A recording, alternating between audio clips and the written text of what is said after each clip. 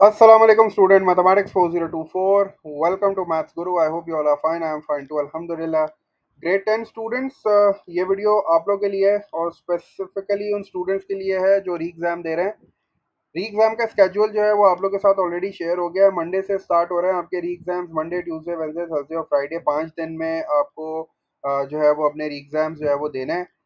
ठीक है। अच्छा, अब थोड़ा सा ये कि सिनेरियो समझ लेते हैं कि ये री एग्ज़ाम्स हैं क्या और ये किन बच्चों को देना है। फिर उसके बाद जो है वो डिस्कस कर लेंगे कि हमें कहाँ देने हैं, वेन्यू क्या है, टाइमिंग्स क्या है। ठीक है।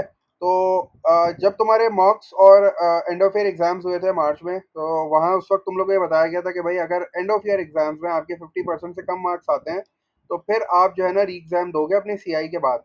ठीक है। मॉक्स का तो ये था कि आपके मॉक्स जो है वो बार बार हो रहे थे, तो उसमें तो आपको क्लियरेंस जो है वो अ, अब जो है जब आप पास हो रहे थे तो आपको क्लियरेंस मिल गई थी। फिर आपने अपने सीआई एग्जाम्स भी दे दिए माशाल्लाह अल्हम्दुलिल्लाह, वो भी जो है वो ख़त्म हो गए अब। तो अब जो नॉन अपेयरिंग सब्जेक्ट्स थे जिनके एंड ऑफ ईयर एग्जाम्स आपने दिए थे, अब उसमें अगर आपके 50% से कम मार्क्स आए हैं तो आपको री एग्ज़ाम देना है।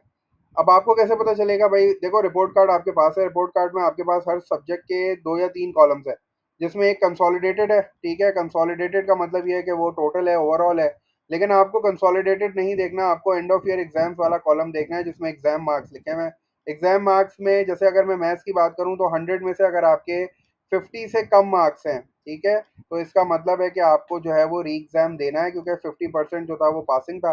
तो तुम्हें जाके अपनी रिपोर्ट कार्ड अच्छी तरीके से देखनी है, तुमने देख ली होगी। और फिर प्लस ये कि रिपोर्ट कार्ड में अगर पीछे बैक साइड पे तुम कमेंट्स भी देखोगे तो कमेंट्स में क्लियरली लिखा हुआ है कि तुम्हारी प्रमोशन जो है ना वो तुम्हारे एग्जाम्स, री एग्जाम्स पे बेस करती है। जब आप री एग्जाम्स दोगे, क्लियर करोगे, तो आपकी प्रमोशन होगी।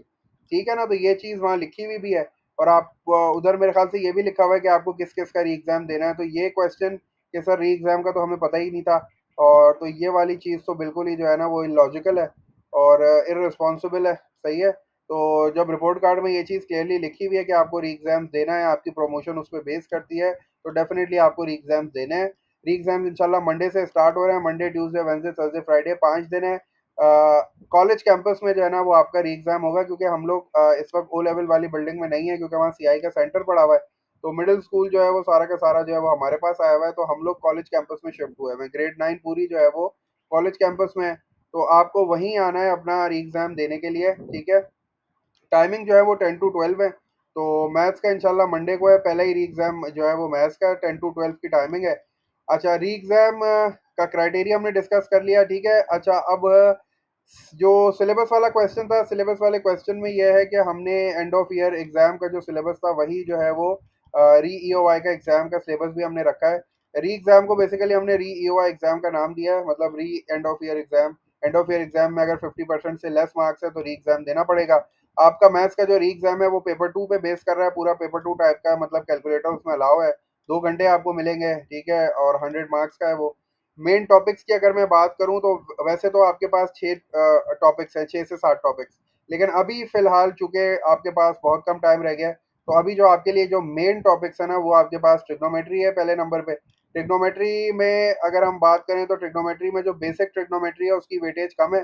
जो फर्दर ट्रिग्नोमेट्री है ना, जो मेन ट्रिग्नोमेट्री कहलाती है हमारी, उसकी वेटेज बहुत ज़्यादा है। साइन रूल हो गया, कोसाइन रूल हो गया, एरिया ऑफ ट्रायंगल हो गया, हाफ ए बी साइन सी वाला। इसके अलावा बेरिंग हो गई, उसके अलावा 3D वर्ड प्रॉब्लम हो गई। और ठीक है, तो ये सारी चीज़ें जो है ना वो तुम्हारे ट्रिग्नोमेट्री में बहुत इंपॉर्टेंट है। तुम अगर अभी तुमने तैयारी स्टार्ट की है तो तुम ट्रिग्नोमेट्री से स्टार्ट करो, ट्रिग्नोमेट्री करो अच्छी तरीके से। बुक्स भी कर लो और पास पेपर से जितने क्वेश्चंस कर सकते हो कर लो। Sine rule, cosine rule, area of triangle, 3D word problem हो गई, परपेंडिकुलर डिस्टेंस हो गया, और ट्रिग्नोमेट्रिक रेशियोज हो गए, एलिवेशन, डिप्रेशन, ये सब चीज़ें भी जो है वो देख लेना। बेसिक ट्रिग्नोमेट्री की वेटेज कम है, फर्दर की ज़्यादा है। ठीक है ना? उस हिसाब से अपनी तैयारी कर लो। बेरिंग हो गई, ठीक है ना, बेरिंग को भी देख लेना। 3D वर्ड प्रॉब्लम भी ट्राई कर लेना। सही है। अच्छा, ये तुम्हारा सबसे पहला इंपॉर्टेंट टॉपिक हो गया। उसके बाद तुम्हारे पास दूसरा टॉपिक है functions and graph of functions. Functions में आपके पास वो जो इनपुट चेंज करने वाले क्वेश्चंस होते हैं, मतलब डोमेन में दे रहा हूँ, रेंज निकलवा रहा हूँ, इनवर्स ऑफ अ फंक्शन हो गया, कंपोजिट फंक्शन हो गया, ये सारे फंक्शंस में करोगे। ग्राफ ऑफ फंक्शंस में आपको पता है you have to plot the graph. उसके बाद जो है वो टेंजेंट्स ड्रॉ करनी है, ग्रेडियंट निकालनी है, सॉल्यूशंस निकालने हैं। तो वो सारा जो काम है ना वो तुम्हें ग्राफ ऑफ फंक्शन में करना है। शेप तुम्हें पता होना चाहिए कौन से जो ग्राफ है, कौन से फंक्शन का क्या शेप होता है, ये चीज़ तुम्हें अच्छी तरीके से समझ में आनी चाहिए। तो ये तुम्हारे पास सेकंड इंपॉर्टेंट टॉपिक हो गया, मतलब वेटेज के हिसाब से ट्रिग्नोमेट्री के सबसे ज्यादा नंबर होंगे, फिर function then graph of function होगा। उसके बाद एवरीडे मैथ्स आएगा। एवरीडे मैथ्स में तुम्हारे पास कंपाउंड इंटरेस्ट है, सिंपल इंटरेस्ट है, सिंपल परसेंटेजेस हैं, एक्सपोनेंशियल ग्रोथ और डिके हो गया तुम्हारे पास, टाइम और मनी प्रॉब्लम्स हो गया तुम्हारे पास। ये सारी चीजें तुम्हें एवरीडे मैथ्स में करनी है। और स्टैटिस्टिक्स की बात करूं तो स्टैटिस्टिक्स में तुम्हारे पास जो है वो ग्रुप डाटा का मीन हो गया, हिस्टोग्राम्स हो गए, कम्युलेटिव फ्रीक्वेंसी कर्व्स हो गए, तो ये स्कैटर प्लॉट हो गया। ये सारी चीजें आपको स्टैट्स में करनी है। अगर ये चार टॉपिक तुम्हारे हो जाते हैं अच्छी तरीके से तो तुम बहुत आसानी से अपना री एग्जाम जो है ना वो क्लियर कर लोगे। इन चार टॉपिक्स के अलावा जो दो टॉपिक्स और हैं जिनको मैंने थोड़ा सा वेटेज में कम रखा है, वो angle properties of circles and polygons है और काइनेमेटिक्स है। ऐसा नहीं है कि ये दोनों बिल्कुल आपके पेपर में नहीं आएंगे, डेफिनेटली आएंगे, लेकिन इनके मार्क्स कम होंगे। ठीक है। अगर आप मेन टॉपिक्स कर लेते हो अच्छी तरीके से तो आपके जो है वो 60 से 80 के दरमियान जो है ना वो मार्क्स बहुत आसानी से आ सकते हैं। ठीक है, मतलब इनकी वेटेज इतनी है। और फिर जो 10 to 20 की वेटेज है ना वो आपके पास angle properties of circle and polygons और काइनेमेटिक्स की है। काइनेमेटिक्स में क्या करना होता है, काइनेमेटिक्स में आपके पास जो है वो स्पीड टाइम ग्राफ है, डिस्टेंस टाइम ग्राफ है, और स्पीड की कन्वर्जन हो गई, इस तरह के क्वेश्चन जो है वो काइनेमेटिक्स में आते हैं। एंगल प्रॉपर्टीज ऑफ सर्कल्स में सर्कल प्रॉपर्टी वाला क्वेश्चन आता है जिसमें सर्कल की 5 प्रॉपर्टी अप्लाई करके एंगल्स निकालने होते हैं। पॉलीगॉन्स में आपको फॉर्मूलाज यूज करने होते हैं, आपके पास शेप आ जाती है, उसका इंटीरियर एंगल निकालना होता है, उससे फिर दूसरे एंगल्स फाइंड आउट करने होते हैं। इस तरह के क्वेश्चन जो है वो इसमें आएंगे। तो ये 6 टॉपिक तुम्हारे लिए फिलहाल इंपॉर्टेंट है। उसमें से अगर तुम ऊपर के मेन टॉपिक 4 कर लेते हो तो बहुत आसानी से एग्जाम क्लियर कर लोगे। अभी फिलहाल तुम्हारे पास इतना टाइम है कि तुम वो 4 टॉपिक ही कर लो तो अच्छी बात हो जाएगी, क्योंकि अभी टाइम कम है तुम्हारे पास। कहाँ से तैयारी करोगे, तुम्हारे पास मतलब पास पेपर है, पास पेपर से करो। वीडियोस है तुम्हारे पास, मैंने वीडियोस बनाई हैं, शॉर्ट्स बनाए, अच्छी तरीके से उनको देख लो, उनकी प्रैक्टिस कर लो, रिवीजन हो जाएगा। अगर तुम एक वीडियो भी अच्छी तरीके से देख लेते हो पास पेपर की, उसमें मल्टीपल कॉन्सेप्ट्स होते हैं, आपका रिवीजन बहुत अच्छा हो जाएगा। ठीक है, फिर आपने 10-15 क्वेश्चन ट्राई कर लिया, आपकी प्रैक्टिस भी हो जाएगी। तो ये कुछ था मेरे पास तुम लोग को बताने के लिए। जो क्वेरीज थी वो यही थी कि क्राइटेरिया क्या है री एग्जाम का, तो वो मैंने बता दिया। या एंड ऑफ ईयर एग्जाम में अगर आपके 50% से कम मार्क्स है तो आपको री एग्जाम देना है, कंसोलिडेटेड को मत देखो। 10 to 12 की टाइमिंग है, मैथ्स का मंडे को है। ठीक है, ऑनलाइन क्लासेस हुई थी, लेकिन वो जिस बच्चे ने अटेंड नहीं की तो उसको आइडिया नहीं था।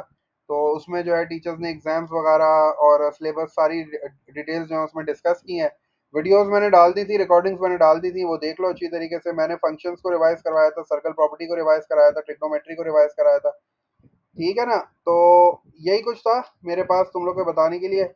बाकी है कि मैं इंशाल्लाह वेट करूंगा तुम लोग की क्वेरीज जो भी आएंगी इस वीडियो के नीचे कमेंट करोगे तुम लोग इंशाल्लाह, तो मैं वहाँ जवाब दे दूंगा।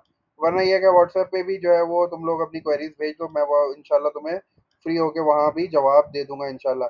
अभी जितना टाइम है उसमें ये 4 टॉपिक्स भी तुम ऊपर के कर लो ना, इंशाल्लाह तुम री एग्जाम क्लियर कर लोगे। री एग्जाम क्लियर करना है भाई, आपकी प्रमोशन उस पर डिपेंड करती है, आपकी रिपोर्ट कार्ड पे लिखा हुआ है।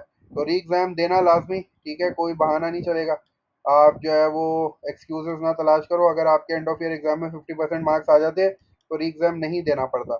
ठीक है, लेकिन अगर वहाँ कोई प्रॉब्लम हो गई, कोई ऊंच नीच है, वहाँ नहीं आ पाए नंबर, तो अब यहाँ लो, 50% से ज़्यादा नंबर लो और इनको क्लियर करो। बाकी wish you guys all the best. जो भी कंफ्यूजन हो, क्वेरी हो, तो मुझसे पूछ लेना लाजमी, इंशाल्लाह मैं जवाब दे दूंगा। अल्लाह पाक तुम सबको कामयाब करे इंशाल्लाह। फिर मंडे को मिलते हैं 10 बजे इंशाल्लाह कॉलेज कैंपस में।